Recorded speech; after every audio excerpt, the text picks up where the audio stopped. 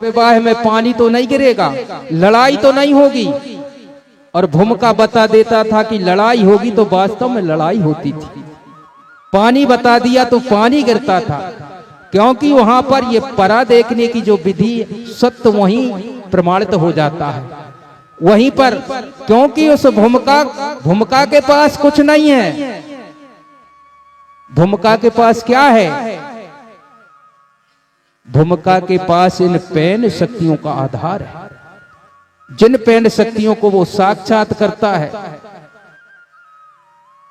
और उन्हीं के समक्ष तो हमारी भावर पड़ती है। तो भूमिका के द्वारा लग्न रखी जाती है और लग्न रख करके फिर लड़की के घर भेजी जाती है। और पहले के जमाने में हमारे यहां पर सियाने भी बैठे होंगे, इधर इस क्षेत्र में आज भी ये परंपरा है, परिपाटी है। बैतूल तरफ चले जाइए, हमारे होशंगाबाद तरफ चले जाइए, वहां पर लग्न विवाह के एक दिन पहले बुलाते हैं, यानी मंडप के दिन। जिस दिन मंडा गड़ता है उस दिन लग्न बुलाते। यही सत्य है और यही प्रमाणित बात है। लोग कहते हैं, इधर के लोग क्या करते हैं पता है आपको? जब शंभू मूला की शादी हुई थी, ये लग्न एक दिन पहले क्यों बुलाते हैं?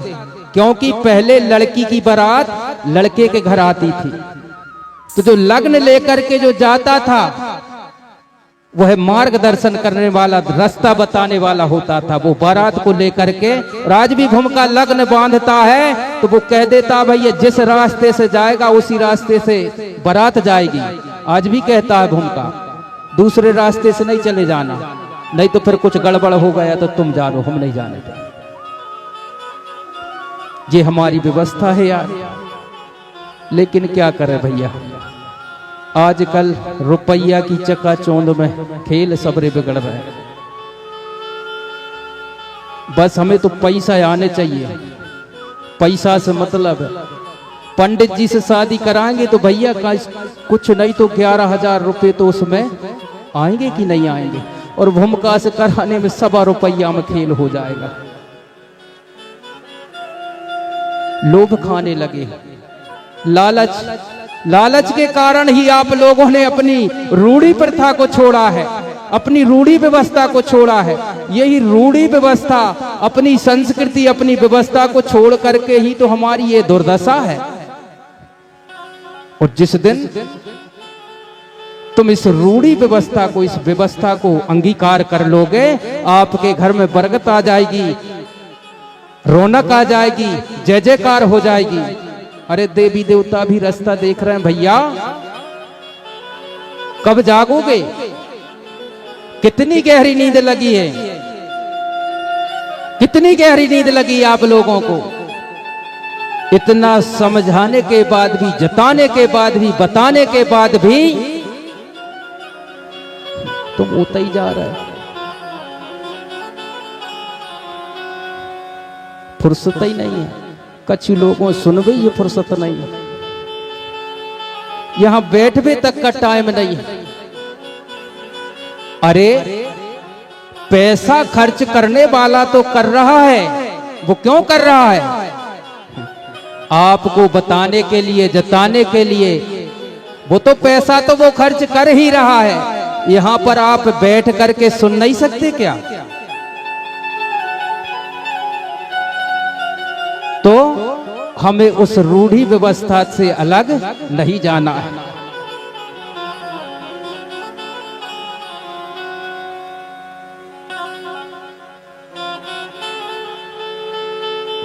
गुणवाना दुकान लग चुकी है, जिसको जो कुछ भी खरीदना हो वो दुकान पर जाकर के खरीद सकते हैं। गुप्त दान है कलाकारों के लिए 500 रुपए,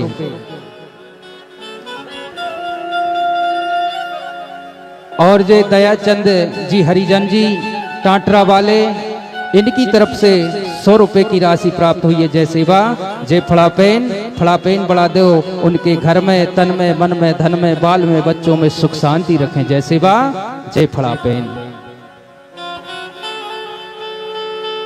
तो सगाजनों, हमें उस रूढ़ी प्रथा से अलग नहीं होना चाहिए। हमारी रूढ़ी प्रथा ही मैन है।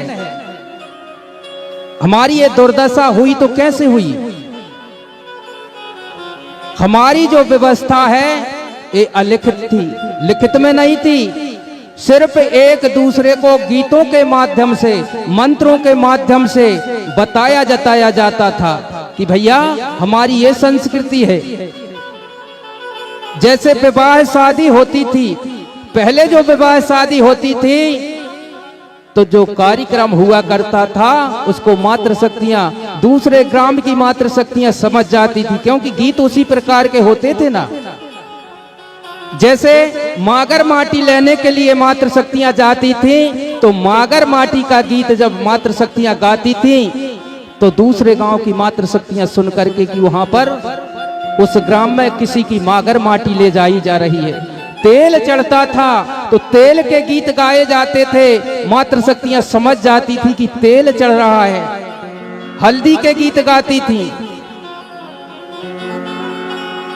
अने हर प्रकार के गीत, गीतों से तो आपको आदान प्रदान किया जाता था मंत्रों के द्वारा कि हमारी संस्कृति क्या है, हमारी रूढ़ी व्यवस्था क्या है, और हम उसी रूढ़ी व्यवस्था से अलग हो गए।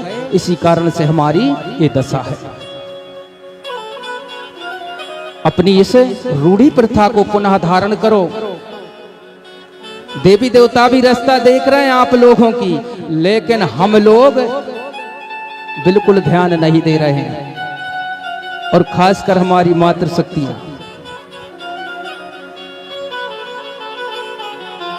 पितृशक्ति को क्यों कहें? मातृशक्ति जो घर की मैन मुखिया होती है, घर की नींव होती है। कौन होती है? मातृशक्ति होती है। मातृशक्ति चाहे तो घर को स्वर्ग बना सकती है, और ये चाहे तो घर को नरक बना सकती है। ये मातृशक्ति के हाथ में। अब यहां देखा जाता है कि छोटा सा लड़का होता है, बच्चा, वो थोड़ा थोड़ा समझने लगता है, और अगर वो मातृशक्ति को शैतान करता, हैरान करता है, तो मातृशक्ति क्या करने लगी हम? ले बेटा जो 10 को ले जाए, एक राशि ले और खा लेंगे। बस राशि में वो खेल में लग गओ, बस अपनो काम हो गओ। क्या तुम्हें पता है कि तुम क्या कर रही हैं? पता है आपको? कुम्हार जब मटके को आकार देता है तो कब देता है? जब कच्चा होता है। तो बच्चे को कब आकार देना चाहिए? जब वो है बच्चा होता। और मटके को कुम्हार कब आकार देता है? जब वो कच्चा होता है। और बच्चे को आकार जब दिया जाता है जब वो बच्चा होता है। आप जैसे संस्कार उसमें डालेंगी, वो उन्हीं संस्कारों को ग्रहण करते हुए चला जाएगा। तो ये राशि गुटका में बर्बाद मत करो। अब ये मातृशक्तियों की गलती नहीं भैया, ये पितृशक्ति की भी गलती है। कैसे है भैया? पौआ तो तुम पियत हो, लेकिन मोड़ा से क्यों भैया गिलास ले उठा के? मोड़ा गो, उसने गिलास लाया, आपने पिया, और वो देख रहा है। ये सत्य प्रमाण है, मैंने देखा हूं। वो देख रहा है कि पिताजी ने तो भैया पी ली, कुछ रह जाती उसमें। उसने देखा हाँ ये तो गए, अब अपना काम बनता है, इसमें कुछ ना कुछ तो होगा। जब हमारे पिताजी पी रहे हैं तो इसमें कुछ ना कुछ तो है, जब तो पी रहे हैं। जब पिताजी गए उसने उठाया और नहीं यार आनंद आ गया, इसलिए पिताजी पी गए। और धीरे धीरे उसको लत लग जाती है। ये आप लोगों की गलती है। हमारे यहाँ पर बाबू धुर्वे जी हैं जो कैमरामैन हैं, इनके ग्राम में पुनेम हुआ था। वहां पर हमारे पुनेमाचारी दादा पंद्रे जी आए हुए थे। इसी समय की बात है, हम भी उस पुनेम में गए हुए थे। और वहां जाकर के जो सगा समाज, वहां पर तो जंगल है, तो जंगल की लकड़ी ला ला करके और वहां पर बहुत बड़ा अलाव जला, अलाव बोल जानते हैं, अलाव आग जला देते हैं, डूंडा लगा देते हैं ताकि सब लोग वहां बैठ करके और उसको ताप सकें। तो लोगों ने वहां बीड़ी पी और बीड़ी पी पी करके और वहीं पर बुझा बुझा करके फेंक देते थे। अब मैं वहां द्वार पर दुकान पर बैठे बैठे देख रहा था, एक छोटा सा बच्चा था। वह बच्चा गया और वहां पर वो बीड़ी पड़ी हुई थी, उनको उठा उठा करके अपने खीसे में रख रहा था। मैंने कहा यार ये क्या बीन रहा है, और उसने इधर उधर देखा, नहीं कोई नहीं है, और एक उठा करके उसने जलाई और बस वहीं पर पिल पड़ा। मैंने कहा यार कुछ तो कर रहा है ये। मैं पीछे से गया तो बस उनका काम जारी था। मैंने पीछे से पकड़ा, वो डर गया बच्चा। मैंने कहा डर मत बेटा, तू ये क्या कर रहा है, अभी तेरी उम्र नहीं है और तू ये बीड़ी पी रहा है। बोला गुरुजी पापा जी से मत बोलना। मिली मेरे को क्या करना है भैया, मगर तेरी उम्र ये बीड़ी पीने की नहीं है, तू ये बीड़ी पीना कैसे सीख गया। तो उसने बता क्या कहा, उसने कहा गुरुजी मैं ऐसे सीखा हूं बीड़ी पीना। हमारे पिताजी बिस्तर पर सोए रहते हैं और उन्होंने कहा ले ये बीड़ी जला करके ले आ। तो मैं बीड़ी जलाने के लिए अंदर गया। अब अंदर गया तो लाते लाते वो बुझ जाती थी, तो वो मुझसे कहते थे जा फिर से जला करके ला। ये बुझ गई, फिर लाए। वो इसी प्रकार से हैरान शैतान होने लगा। तो मैंने सोचा कि बार बार ना जाने से क्या किया जाए, जब तक मेरे पिताजी नहीं देख रहे हैं तो लग यहीं से सट्ट मारते चलो। तो मैं वहां से बीड़ी पीते हुए आता था और पिताजी को दे देता था, तो मेरे को वो लत लग गई, इसलिए मैं बीड़ी पी रहा हूं। तो भैया गलती आप लोग भी कर रहे हैं। तो बच्चों को आकार छोटे में दिया जाता है। आप जैसा बनाओगी बच्चा वैसा होगा, जैसे संस्कार उसमें डालोगी उसी प्रकार के संस्कार उसके अंदर जाएंगे। क्योंकि पिताजी पी रहे हैं, माता श्री गुटखा खा रही हैं, पिताजी की लत लग गई पीने की और माताजी के गुटखा खाने की लत राजश्री खाने की वो लग गई, दोनों काम करने लगे। और बताए देता हूं भैया हमारा समाज इसी में बर्बाद है। किसी को बुरा नहीं लगे, लोग तो सब पीते हैं शराब, लेकिन आप लोग बदनाम हो, आप लोग बदनाम हो। इसीलिए तो किसी ने कहा है तितलियां रस लेती हैं भौरे बदनाम होते हैं। तितलियां रस लेती हैं भौरे बदनाम होते हैं। अरे शराब तो सब लोग पीते हैं लेकिन गौड़ बदनाम होते हैं। भैया तुम काय में बदनाम, काय में बदनाम बताओ। बड़े बड़े लोग पी रहे हैं, धन्ना सेठ पी रहे हैं, लेकिन तुम ज्यादा बदनाम हो, तो कायम बदनाम। अरे भैया दारू पी नहीं है, शराब पी नहीं है, तो अपने घर आकर के पियो ना। वो तो रास्ता में पीने का क्या मतलब है। आप लोग बनखेड़ी गए, वहीं पर दो चार पौआ डाल लिए, चलते चलते नशा हो गए, वहीं पर लुढ़क गए, वहीं डले हैं। लोगों ने देखा यार ये तो कोई कहीं का गूंड है, ये सो रहा है पी करके। ऐसे बदनाम हो।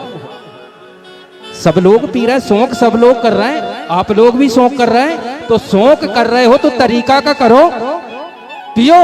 हमारे बाप का क्या जाता है, सिर्फ हमारा समझाने का काम है, इससे फायदा कुछ नहीं है। लेकिन बताए देता हूं इसमें फायदा कुछ नहीं है, कुल मिलाकर के नुकसान ही नुकसान है। स्वयं विचार करो, स्वयं विचार करो। आप पी करके आते हो और अपनी घरवाली अपनी पत्नी को भली बुरी भली कहते हो, बच्चों को बुरा भला कहते हो, मारते हो, ठोकते हो, घर में कलह बढ़ती है, उल्टा सीधा भी हो जाता है। मैं आपको एक बात और कह रहा हूं, आप दूर तक विचार कर लेना। मेरा बताने का मतलब शराब पीने से मुझे कोई हानि या लाभ नहीं है।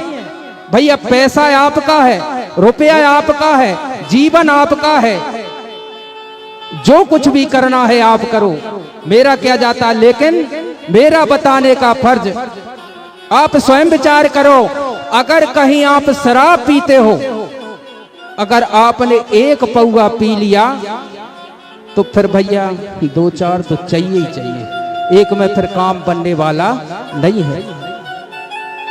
और कहीं विवाह शादी में अगर चले गए, किसी कार्यक्रम में चले गए और जेब में अगर 5,000 रुपए भी हैं तो उनका भी 2 दिन में पता नहीं लगेगा भैया,